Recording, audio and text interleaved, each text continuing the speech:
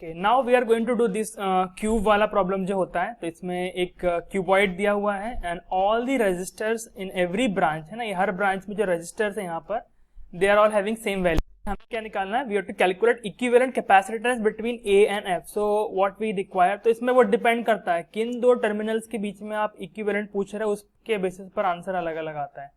सो इस तरह के प्रॉब्लम हम लोगों ने रजिस्टर्स के समय भी किए थे और वहां पर भी अलग अलग कॉर्नर, है ना, adjacent corner, face diagonal, body diagonal. तो ये वाला जो केस है बॉडी डायगोनल का केस है, क्योंकि ये एक कॉर्नर है और ये एक दूसरा कॉर्नर है। अब इसको सॉल्व करने का अप्रोच वैसा ही होगा जैसे हम लोग रजिस्टर्स में किए थे। रजिस्टर में हम लोग सिमिट्री के यूज करके किया था, तो वो सिमिट्री वाले सारे कॉन्सेप्ट यहाँ पर भी वैलिड है कैपेसिटेंस के लिए भी।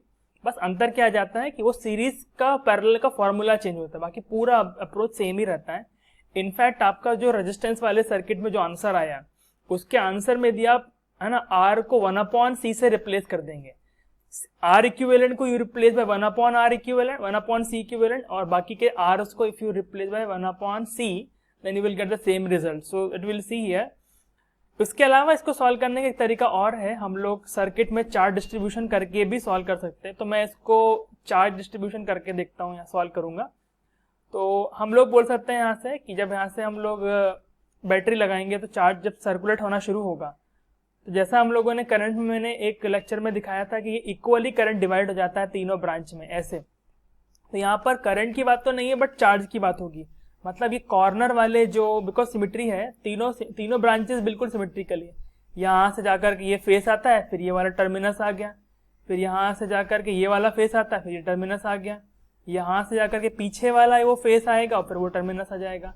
सो all these 3 branches are identical. So यहाँ पर भी चार्ज जाएगा Q, मैं जस्ट पॉजिटिव प्लेट का चार्ज लिख रहा हूँ, Q इस पर डिस्ट्रीब्यूट हो जाएगा। ओके, इसके बाद यहाँ पर क्या होगा, इस ब्रांच में, इसके बाद इस जंक्शन पर फिर 2 डिवीजन होंगे।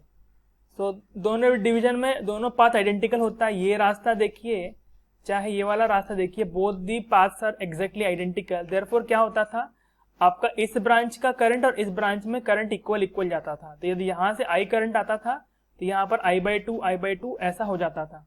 अब यहाँ पर करंट तो डिवाइड नहीं होगा बट चार्ज का डिवीजन होगा, है ना। तो व्हाट विल हैपन, इस पर Q/2 चार्ज जाएगा और इस पर Q/2 चार्ज जाएगा। वैसे यहाँ पर भी होगा, इस पर Q/2, I am not writing here otherwise it will become very clumsy. इस पर भी Q/2 और इस पर भी Q/2 जाएगा। सिमिलरली यहाँ से जो Q गया वो यहाँ फर्दर डिवाइड होगा, यहाँ पर भी एक बनेगा कैपेसिटर, बनाया नहीं मैंने, उस पर भी Q/2 जाएगा और इस पर भी Q/2 जाएगा। फिर क्या होगा, नीचे से Q/2 है, यहाँ से Q/2, तो इस वाले पे Q ही रहेगा। क्योंकि उल्टा भी देखो, यदि यहाँ से देखते हैं तो जैसे यहाँ से हमने Q रिलीज किया तो यहाँ से हम लोग Q और Q कलेक्ट करेंगे, तो ये तीनों में Q वापस आया है ना। You can say -Q।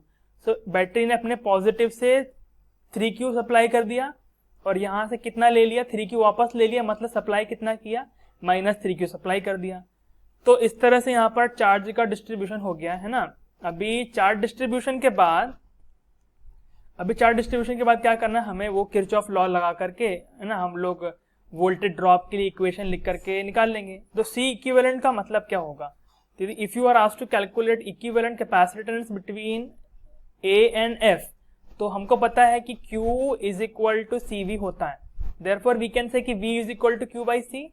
So I can say कि CAF will be equal to charge supplied from the end A, है ना, positive charge supplied from the end A by, ये Q नहीं बोलना चाहिए, है ना, इट इज Q सप्लाइड, है ना। तो यू कैन से QAF लिख दो, तो A से आने वाला और यहाँ से F से निकलने वाला QAF एंड पोटेंशियल भी क्या, VAF। ठीक है, तो इस पर्टिकुलर केस में क्या होगा, इस पर्टिकुलर केस में यहाँ पर कितना चार्ज सप्लाई हुआ है, 3Q। तो ये CAF तो आपका यहाँ से आराम से 3Q/VAF हो जाएगा। तो अल्टीमेटली पूरा आंसर निकालने के लिए मेरे को बस क्या चाहिए, I just need to calculate this VAF। तो वो कैसे निकालें, तो हम लोग यहाँ से स्टार्ट करेंगे, है ना। I will move in an order, मैं क्या करूंगा, I will travel like this, then go here and then reach here. ये फाइनल डेस्टिनेशन जो मेरा है यहाँ पर, I will go like this, then go like this and then reach here. तो मेरे को यहाँ से ये V मैं स्टार्ट किधर से करूंगा, मैं स्टार्ट करूंगा VA से और फाइनली कहाँ पहुंच जाऊंगा, VF पर पहुंच जाऊंगा। So let us right that. तो VA देन ड्रॉप हो गया, ये पॉजिटिव प्लेट रहेंगी तो ये ड्रॉप हो जाएगा Q by C से, है ना, Q by C। तो इसका कैपेसिटेंस C था तो Q by C, तो चार्ज तो Q है तो Q by C का ड्रॉप हो गया। मैं ड्रॉप्स को पॉजिटिव लिख रहा हूँ, और यू कैन से नहीं लिखेंगे हम लोग, ये ऐसे करते इक्वल टू साइन लगा करके लिखते हैं हम लोग, तो माइनस कर देते, minus of it will be Q by C then minus of, यहाँ पर तब चार्ज कितना आ गया, Q by 2 है, so it will be Q by 2 and by C, तो Q by 2C। Then again फिर क्या चार्ज मिल गया आपको, Q, ये प्लस Q है, ठीक है, इस पर पॉजिटिव पर प्लस Q, बाद नहीं ऑब्वियसली दूसरे वाले प्लेट पर माइनस Q हो जाएगा, सो उसमें कंफ्यूज मत होना, है ना, ये आपका पॉजिटिव, ये हाँ कुछ डॉट लग गया उसमें से, फाइन। तो ये 2C होगा and then minus again Q by C and where will you reach, that will be equal to VF। Okay, इसमें से इधर का ड्रॉप करके फिर इधर का ड्रॉप करके फिर इधर का ड्रॉप करके आप पहुंचते कहाँ हो, VF पर पहुंच जाते हो, वही तो इधर पर आया हुआ है। तो इसको अब हम लोग सिंप्लीफाई करेंगे, तो what we can write it as कि VA और VF को एक तरफ कर लीजिए, यहाँ से VA और VF को हम लोग एक तरफ करेंगे, तो ये क्या जाएगा आपका VA माइनस VF, जिसी को हम लोग क्या बोलते हैं V of AF is equal to, इधर पर ट्रांसफर करोगे तो ये Q कॉमन आ जाएगा, Q by C कॉमन आएगा, Q by C कॉमन रहेगा, अंदर क्या रहेगा, अंदर रहेगा 1 प्लस 1 by 2 प्लस 1, तो ये कितना हो जाएगा यहाँ से 3 by 2, नहीं 5 है ना, 5 by 2, 5Q by 2C, ये आपको यहाँ से VAF मिल गया। तो इसको इक्वेशन नंबर 1 और ये वाला आपका इक्वेशन नंबर 2 है। दोनों इक्वेशन से, इक्वेशन 1 एंड 2 से, फ्रॉम इक्वेशन 1 एंड 2 हम लोग पुट कर देंगे, CAF कितना मिल जाएगा, 3Q तो रखा ही हुआ है, 3Q वहां पर रहने दीजिए, बाई AF माने ये 5Q और ऊपर जाकर के वो 5Q by 2C, मतलब अल्टीमेटली Q से Q तो कट गया, आंसर क्या आया 6C by 5, इस तरह से आंसर जाएगा। मतलब अल्टीमेटली C इक्विवेलेंट इस केस में कितना आ रहा है, 6 by 5 टाइम्स ऑफ C। यही क्वेश्चन जब आपने रेजिस्टेंस के लिए सॉल्व किया होगा, उसके लिए हमारा आंसर कितना आया था, तो यहाँ पर हम लोगों ने निकाला था R इक्विवेलेंट, है ना, R इक्विवेलेंट मतलब कौन सा वाला, R ऑफ 1 और 7 के बीच में जो निकाला था मैंने, बॉडी डायगोनल के बीच में। तो ये कितना निकल के आया था, आपका आया था इट वॉज 5R, R मतलब ये हर ब्रांच में जो RRs थे, 5R by 6, ये इतना आया था। अभी इसमें क्या करो, उल्टा करो, इसको रिप्लेस करो, R इक्विवेलेंट को रिप्लेस करो 1 अपॉन C इक्विवेलेंट से, और R को रिप्लेस करो 1 अपॉन C से।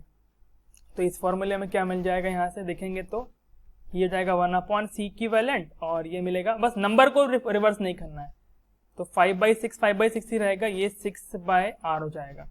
तो अल्टीमेटली आंसर क्या आ गया, C इक्विवेलेंट आ गया 6R by 5। तो मैक्सिमम कई जगह जहाँ पर हमको कैपेसिटेंस से सॉल्व करने में प्रॉब्लम होती है, वहाँ हम लोग रजिस्टर मान के कर सकते हैं, बट ध्यान में रखिएगा जिस भी दो पॉइंट के बीच में निकाल रहे हैं वहाँ बैटरी ना, because if battery they tend to be little extra careful. But इस तरह के जो क्यूब वाले सारे प्रॉब्लम थे सभी में ये काम करेगा, और ये क्यूब वाले प्रॉब्लम को ना सॉल्व करना सीख लो, बट इनको याद करना बहुत जरूरी है, क्योंकि ये प्रॉब्लम स्टैंडर्ड है बहुत ज्यादा। एनीवेज बहुत ओल्ड प्रॉब्लम्स अभी तो रिसेंटली किसी एग्जाम में देखी नहीं, बट स्टिल द कॉन्सेप्ट तो है ऐसा।